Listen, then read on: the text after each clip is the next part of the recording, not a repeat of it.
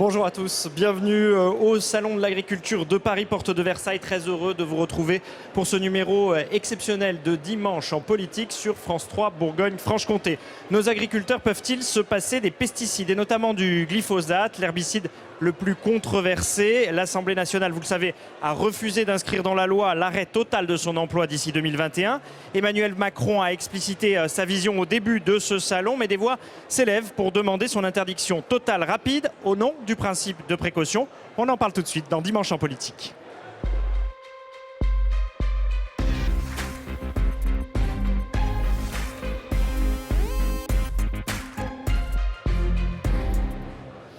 Alors, le monde de l'après-pesticide est-il vraiment engagé? L'agriculture française peut-elle prendre le chemin de cette transition révolutionnaire? Qui, aujourd'hui, peut aider nos agriculteurs à vivre cette transition et se passer des produits phytosanitaires? Un monde sans pesticides est-il pour demain? On se questionne et on en débat avec nos invités ici au Salon de l'Agriculture de Paris. Christian Morel, bonjour. Vous êtes agriculteur à Saône, dans le Doubs, membre de la FDSEA du Doubs. Merci d'être avec nous. Bonjour, bonjour à tous. Nicolas Giraud, bonjour. Vous êtes éleveur à Salins-les-Bains, dans le Jura, secrétaire national de la Confédération paysanne. Didier Martin, bonjour.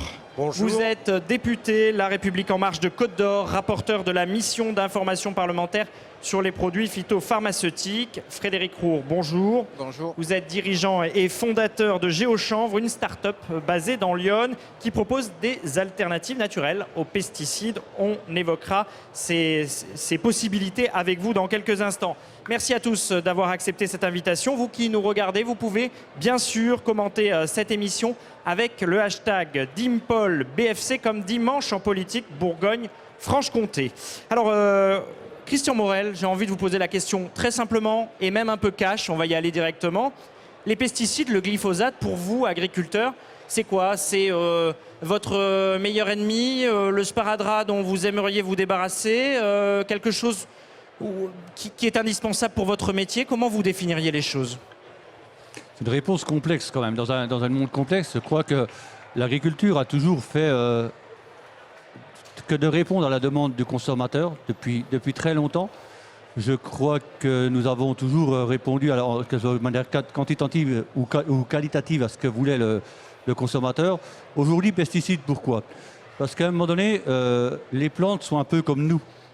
On a des jours de bien, des jours où on aime moins bien, à un moment donné. Et parfois, il y a besoin aussi d'un petit renfort qui s'appelle soit un fongicide, soit un pesticide à ce moment-là. Voilà. Quand vous dites comme nous, c'est-à-dire que vous comparez ça à des antibiotiques, par exemple? En gros, c'est ça. Le terme est un peu aussi complexe quand on parle d'élevage. d'élevage. Je crois qu'il y a eu beaucoup d'efforts de fait par le monde médical sur les antibiotiques, comme il y a eu beaucoup d'efforts de fait par le monde agricole sur les pesticides à un moment donné. Je crois qu'aujourd'hui, ce qu'on peut dire, c'est qu'il y a déjà eu 500 matières actives de supprimées du marché il y a 15 ans. Donc c'est quand même énorme. On a des produits de moins en moins polluants. Il y en a encore, c'est vrai. Mais aujourd'hui, pour se défaire de ça, il faudra quand même aller sur la recherche et faire beaucoup de recherches et avoir du temps devant nous, parce que ce n'est pas du jour au lendemain, ce n'est pas d'un claquement de doigts qu'on va dire on arrête les pesticides du jour au lendemain. Alors j'ai envie d'entendre Nicolas Giraud tout de suite, parce que vous, à la Confédération paysanne, vous êtes un peu plus contre, j'allais dire. Vous n'êtes pas très favorable aux pesticides. Est-ce que vous avez l'impression qu'on peut s'en passer et à quelle échéance? Nous, franchement, à la Confédération paysanne, on fait le pari qu'on peut se passer des pesticides, ça c'est certain. Après, pour répondre, j'allais dire, à la première question, pour nous, les pesticides, il y a deux problèmes. Il y a un problème de santé, et au départ, spécialement pour les paysannes et les paysans, qui sont au contact les premiers des pesticides, et pour qui ça pose problème. C'est la profession agricole et la profession qui a, dans les dernières années, le moins progressé en espérance de vie. Donc on n'est pas certain que ce soit les pesticides, mais en tout cas, ça nous interroge. Il y a des questions qui se posent, mais il n'y a aucune étude qui confirme pour l'instant la question. Et la deuxième chose, pour nous, les pesticides, c'est des outils de guerre économique qui ont été mis en place à un moment donné pour nous expliquer qu'il fallait produire moins cher, qu'il fallait produire plus. Et les paysans sont aujourd'hui dépendants de ça, et il va falloir les aider pour les en passer. Dépendant, vous avez l'impression d'être, j'allais dire, pesticido-dépendant, vous? Aujourd'hui, c'est qu'on a cherché à produire un maximum un maximum, plus pour répondre à un besoin des populations internes à la France, mais des besoins d'exporter aussi, car on a aussi des marchés extérieurs auxquels il faut que l'on réponde à un moment donné. Là, donc, il y a besoin de produire. Et c'est vrai que la production, c'est des emplois tout au long de la chaîne. Donc, c'est vrai qu'on a un peu besoin de ça. Mais moi, je dis que demain ou dans 10 ans, on va y arriver. On va arriver à passer le cap des pesticides. Je crois que, comme on l'a dit dernièrement, c'est le sens de l'histoire à un moment donné. Je crois qu'on... Oui, là, tout le monde est d'accord, sauf que vous dites, dans 10 ans, on va réussir à s'en passer. Beaucoup disent, en raison des mesures de précaution nécessaires, du principe de précaution, il faut absolument s'en passer d'ici 3 ans. Qu'est-ce que vous leur répondez à ces gens-là? 3 ans, ça a été dit sur le glyphosate, à un moment donné, que le président de la République a dit qu'on se passerait du glyphosate dans 3 ans, alors que l'Europe a dit 5 ans. OK?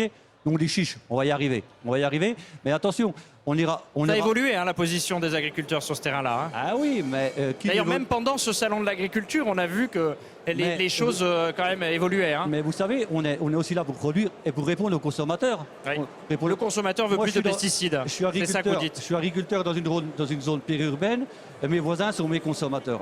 Oui. Sont mes consommateurs. Donc, ils n'ont pas envie d'être empoisonnés, puisque c'est le thème de notre débat, empoisonnés par d'éventuels pesticides. Et vous non plus, vous n'avez pas envie, j'imagine. Moi non plus, bien entendu, parce que, comme m'a dit mon confrère, je suis le premier utilisateur à un moment donné. Donc c'est ma santé qui est en jeu aussi. Je n'ai pas envie de jouer avec ça non plus. Mais je dis qu'il y a des méthodes à faire. Et attention, parce que demain, si on enlève par exemple le glyphosate de la champ, c'est peut-être 7-8 passages de tracteurs supplémentaires qu'il faudra faire dans cette même parcelle. Je ne suis pas sûr que sur les gaz à effet de serre, on est aussi... Oui. Là. Il y a certainement d'autres... Il y a d'autres... Oui. Parce que je pense et là, le sujet, c'est les pesticides, mais on veut bien parler des gaz à effet de serre un autre jour, si vous voulez. Mais on ira sur d'autres problématiques. Il ne faut pas que le mal soit l'ennemi du bien. Alors, attention. Didier Martin, on sait que dans votre majorité, ça a été compliqué. Vous-même, vous avez évolué sur cette question du glyphosate, par exemple. Le président de la République, on va l'entendre dans un instant, était au début du salon de l'agriculture, a inauguré ce salon en disant on va y aller 3 ans, etc.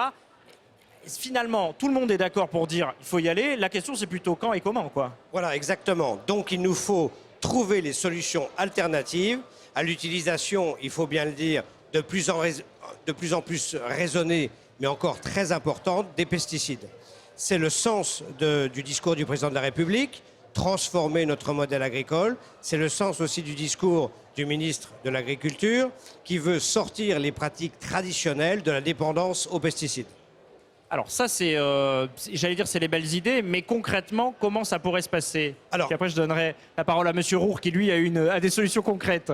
Concrètement, on ne peut pas dire ça en 1 minute, évidemment, mais il faut prendre les choses dans l'ordre, c'est-à-dire travailler filière par filière, territoire par territoire, voir qui est engagé dans cette conversion de l'agro-agriculture, de l'agriculture écologique, et voir quel accompagnement, quelle recherche il faut conduire et quel soutien il faut apporter pour aller vers cette excellence et cette qualité qui est la solution pour la France, mais aussi pour l'Europe. Parce que nous sommes dans un contexte aujourd'hui européen et nous ne pourrons pas tout seuls agir sans entraîner avec nous les autres États membres de l'Union européenne, ne serait-ce qu'à cause de l'importation des produits, y compris les produits bio, qui sont parfois douteux quand ils viennent d'origine non certifiée. Alors Frédéric Roure, est-ce que vous pouvez nous donner un délai sur lequel on pourrait se passer des pesticides et du glyphosate, puisque vous l'expérimentez déjà avec plusieurs agriculteurs dans notre région?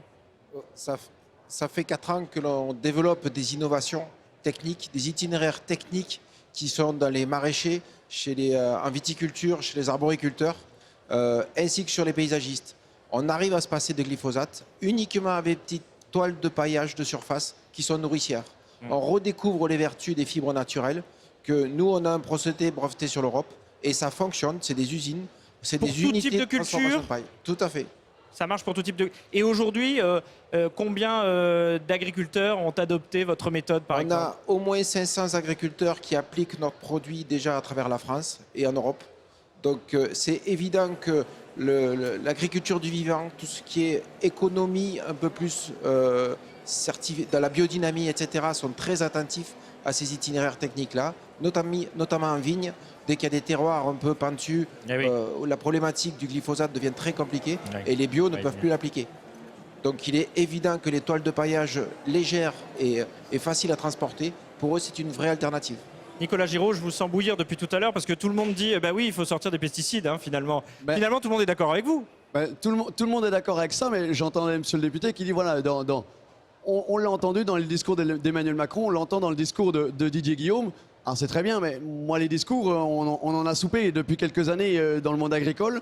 Moi je retiens juste un truc sur le discours d'Emmanuel Macron, c'est à 1 an d'écart, c'est sa venue l'année dernière ici sur le salon, où droit dans ses bottes, j'allais dire, il répond à un jeune agriculteur qui lui explique que ça va être compliqué de sortir du glyphosate si vite, etc. Et il lui répond, je ne veux pas être responsable pour les générations futures. Donc nous, on avait une sacrée espérance d'avoir, soit dans la loi, nous, on pensait que ça pouvait être inscrit à un moment donné dans la loi, et on a l'impression qu'aujourd'hui, on nous a parlé de 3 ans, on l'a dit, il n'y a pas besoin de le mettre dans la loi pour faire 3 ans. On nous dit quelques mois après qu'on ne pourra pas faire 100%, il y en aura qui ne pourront pas sortir. On a l'impression que très très vite, on fait reculade sur reculade. Et nous, quelque part, ça nous fait un peu peur parce qu'il faut prendre ce sujet à bras-le-corps parce qu'on a besoin d'en sortir. Juste un petit exemple. Oui. On parlait là, il nous expliquait un petit peu les alternatives qu'il peut y avoir. On est 2 producteurs, je crois, en lait à comté. Sur le lait à comté, il faut absolument, on va sortir du glyphosate sur les prairies. Nous, on espère à la Confédération paysanne qu'on en sorte aussi sur les céréales et que ce soit aussi même un moyen de tirer avec nous toute la Bourgogne-Franche-Comté, toute la région proche. Et le vin. Et le vin également, mais la région Bourgogne-Franche-Comté qui fournit les céréales pour nos troupeaux l'hiver qu'on ne peut pas forcément produire sur nos territoires, si on arrive avec une filière qui marche bien, le comté, qui rémunère ses paysans, qui a des marges de manœuvre au niveau économique, on peut arriver à tirer tout le monde vers le haut et à ce moment-là, c'est un peu un appel d'air pour avancer au niveau économique vers une sortie des pesticides. Proposition retenue. Alors, il y a des gens qui veulent réagir en face de vous. On va les faire réagir dans un instant, mais on va, puisqu'on en parle depuis tout à l'heure, écouter le président de la République qui a réaffirmé donc son idée au début du salon, la fin des pesticides d'ici 3 ans, sans passer par la loi, mais simplement avec la volonté des acteurs de la filière et le soutien de l'État. C'était samedi dernier, ici, au Salon de l'Agriculture. Je vous propose d'écouter Emmanuel Macron. Nous partions en fin d'année 2017 vers 10 ans de renouvellement d'autorisation du glyphosate, même 15 ans au départ. La France s'est mobilisée, nous nous sommes battus pour faire voter au niveau européen 5 années. Et ce que nous voulons faire, nous, c'est faire mieux, pas en surtransposant, c'est l'engagement que j'ai pris, donc pas en passant dans la loi une contrainte qui aurait créé une différence par rapport à nos voisins, mais en montrant dans les faits que nous pouvons le faire en 3 ans, par la mobilisation collective, par des solutions co-construites filière par filière. Je pense très profondément que nous pouvons y arriver. Je pense d'ailleurs très profondément que nous sommes en train d'enclencher la dynamique qui nous permettra d'y arriver. Je veux y voir une opportunité, par exemple quand je regarde le vignoble français. Je pense que nous pouvons en faire le premier vignoble du monde sans glyphosate. Dans 80% des cas, cette transition va d'ailleurs s'effectuer sous 3 ans. Elle s'effectuera parce qu'il y a des efforts, de l'innovation, de la volonté de se mobiliser.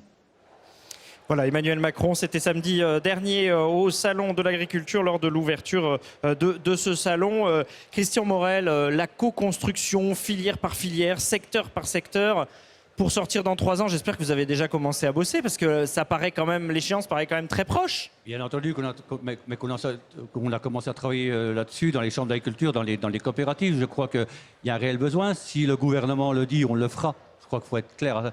Alors, oui, mais il n'y a pas de contrainte, il n'y a aucune obligation. Vous avez entendu Emmanuel Macron, il compte sur vous, les acteurs des différentes filières agricoles, pour mettre en place ça. Il ne dit pas on va vous obliger. Moi, je veux pas être dogmatique, je veux être pragmatique dans l'histoire. Je veux être pragmatique dans l'histoire, il faut dire à un moment donné comment qu'on fait, quelle solution on a, quelle solution on a pour faire ça. On va faire à un moment donné, qu'est-ce qu'on va faire? On ne retournait plus les sols, on va retourner les sols. Attention, on n'est pas sûr que ça marche tous les coups. On va reprendre la charrue. On le fera, on sait le faire. On sait le faire. Mais ça fait longtemps que vous ne l'avez plus fait. Ben, dans bien des secteurs aujourd'hui, à cause de l'érosion des sols, à part de bien des phénomènes, c'est pas fait. Parce qu'on ne peut pas. Donc attention, je dis toujours, pas faire un mal pour un bien à un moment donné. Bon, après, il n'y a pas que le glyphosate à un moment donné. On ne va pas se foliser. Il y a d'autres choses à voir aussi. Ouais. Et je crois qu'il faut voir l'ensemble, je disais tout à l'heure, l'ensemble des filières, l'ensemble des rotations. Et à un moment donné, quand on va faire ci, moi j'ai travaillé aussi proche du bio, à un moment donné, il faudra peut-être qu'on arrête de faire des rotations très simples, comme on a fait blé, orge, colza, à un moment donné, qui sont des demandeurs, et faire, à un moment donné, amener d'autres productions. Mais pour d'autres productions, il faut de l'investissement. Et là, j'attends aussi le président de la République en disant « Ok, on y va, mais on nous aide à investir, on nous aide à changer de politique, on ne va pas le faire en claquant des doigts. » C'est une sacrée balle de ping-pong quand même. J'entends le président de la République qui dit co-construction, filière par filière, et donc finalement ce sont les acteurs qui vont mettre en place ça, et j'entends les acteurs dire oui mais qui c'est qui nous aide et comment on va faire et alors Didier Martin. Mais il y a la loi. Mais il y a la loi. Ah Il y mais a la j'ai loi cru de que ça finances. passerait pas par la loi Il y moi. a la loi de finances pour aider les agriculteurs en conversion, ça c'est une chose. Et ensuite, il y a la loi sur l'agriculture que nous venons de voter qui interdit les rabais sur la vente des produits pesticides, qui sépare le conseil des agriculteurs annuel et en cours de campagne. Mais pas de la d'interdiction vente des par la loi. produits. Et l'interdiction reste l'arme suprême si les filières, dans les rendez-vous Ne se que nous mettent pas sommes d'accord. fixés, en travaillant main dans la main avec les professions et toutes les filières, ne sont pas au rendez-vous. Oui. La diminution des pesticides, quantitativement également, si on n'arrive pas pour 85% des cas à se passer du glyphosate, eh bien là, la loi interviendra pour effectivement C'est un peu interdire comme les négociations de l'assurance chômage. Finalement, au bout d'un moment, vous reprenez la main et vous faites la loi. C'est le rôle de l'État. Ouais. C'est le rôle de l'État de reprendre Et la main. pourquoi ne pas le quand faire on- tout de suite alors? Mais c'est ce que nous sommes en train de faire. Les négociations sont engagées, mais c'est vrai que dans les zones défavorisées simples, il est difficile de se priver immédiatement de 0,5 litres de glyphosate par an. Et moi, dans mon département, la Côte d'Or, eh bien là où on ne pouvait pas faire de culture, maintenant on fait de la culture.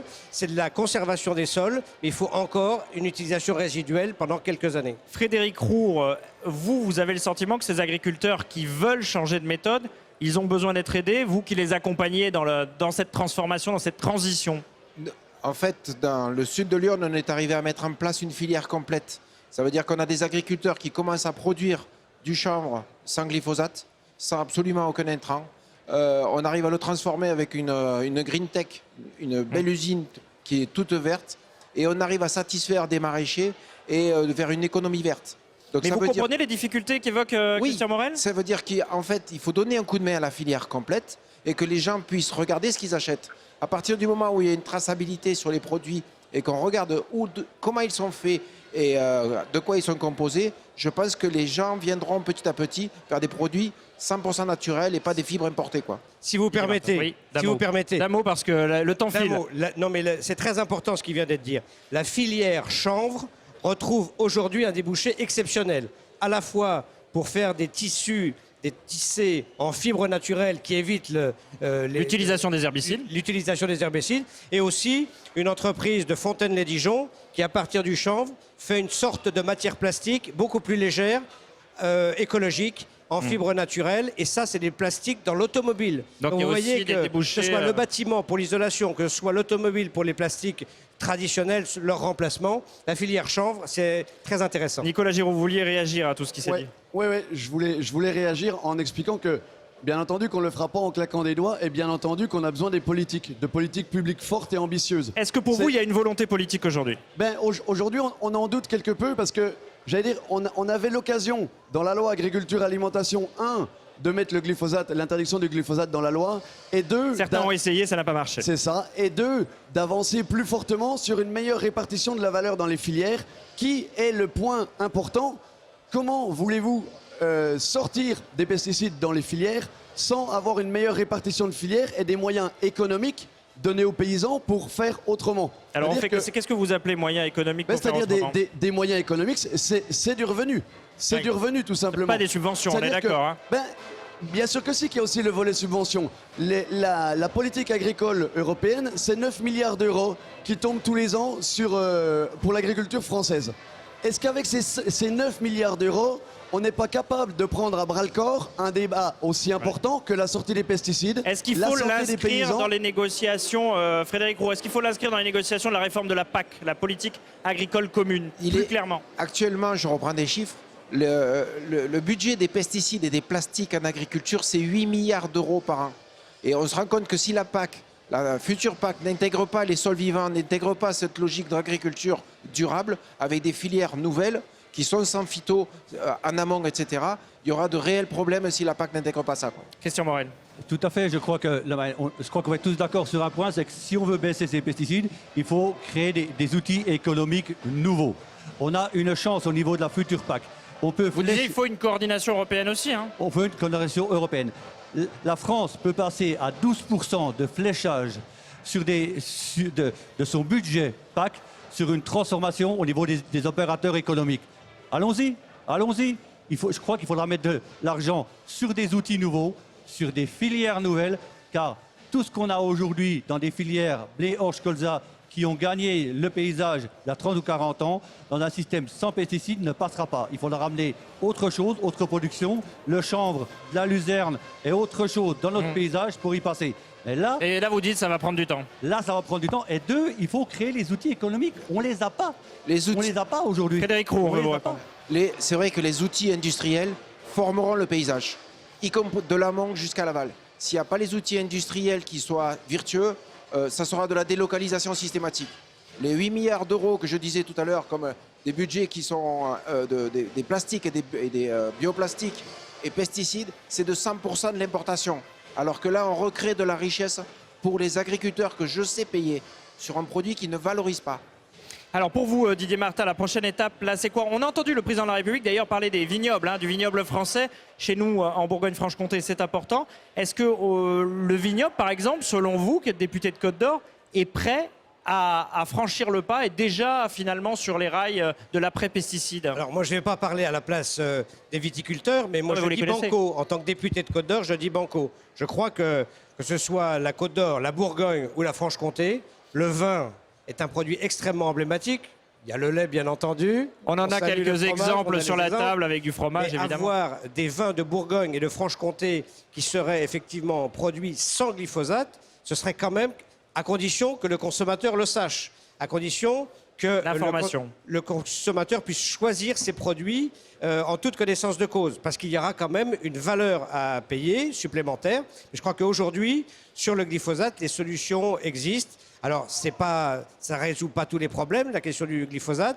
Je suis d'accord, la PAC, le verdissement de la politique agricole commune, et cette le différence rôle qu'il va y avoir des agriculteurs, il doit être reconnu et rémunéré. Didier Martin, cette différence qu'il va y avoir finalement entre les 3 ans potentiels pour la France et les 5 ans pour l'Europe, l'Union européenne, avant l'interdiction du glyphosate? Alors les 3 ans ou 5 ans, c'est effectivement la décision que la France veut prendre en sortir dans 3 ans, dans une mission que les parlementaires, les députés vont suivre, le plan de sortie du glyphosate. 5 ans, c'est la durée qui a été autorisée par l'Union européenne pour commercialiser les produits contenant du glyphosate. Donc il va bien y avoir un décalage. Il faudra apporter la preuve de notre volonté et les éléments probants pour sortir de cette autorisation. Nicolas Giraud, puis Christian Morel. Ouais, juste une réaction quand je vous entends dire qu'il va falloir qu'on communique dessus et que le consommateur soit prêt à payer plus cher.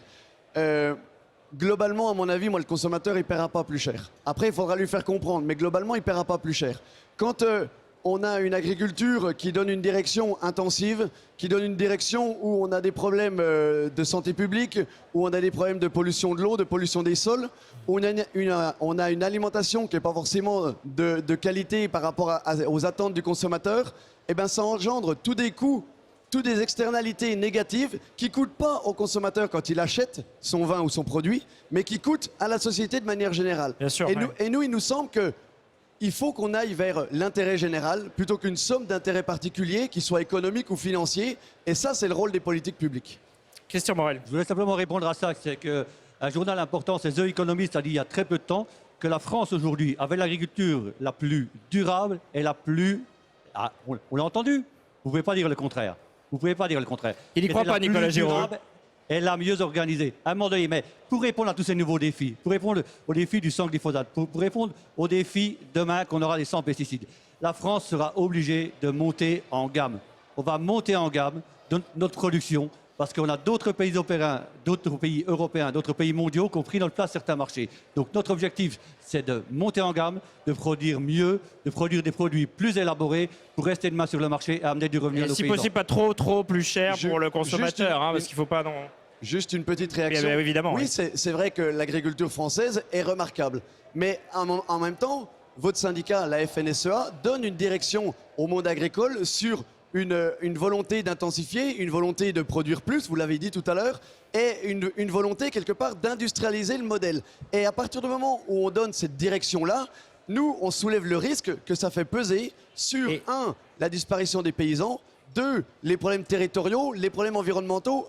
Un exemple tout bête qui n'est pas lié avec les pesticides, mais si on estime que notre agriculture est la meilleure du monde, à ce compte-là, on aurait dû être les 4 syndicats agricoles ensemble réunis quand la Confédération paysanne a démonté la salle de traite des 1000 vaches pour expliquer que c'était pas le modèle qu'on voulait partout en Et vous France. n'avez pas l'impression, Nicolas Giraud, que tout le monde en vient un peu sur vos positions quand même?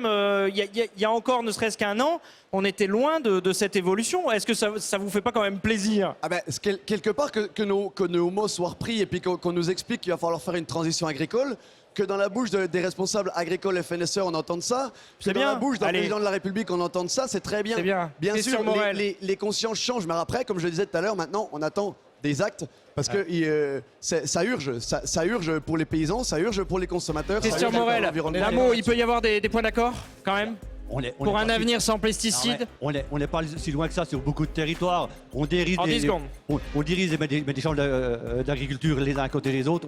On arrive à le faire. On arrive à le faire. Mais à un moment donné, il faut être, je dis, pragmatique. L'affaire des 1000 vaches, ok, on va pas revenir là-dessus à un moment donné. Parce que c'est Merci. quand même... On refera un débat, promis, on reviendra pour faire un débat. Merci, merci d'avoir participé. On va débat là-dessus et on va Merci. discuter. Merci à tous, merci aux équipes techniques de France Télévisions pour la réalisation de cette émission ici au Salon de l'Agriculture de Paris. Dans un instant, le point sur l'actualité régionale et puis dimanche en politique, la suite avec Francis Letellier. Bon dimanche à tous sur France 3.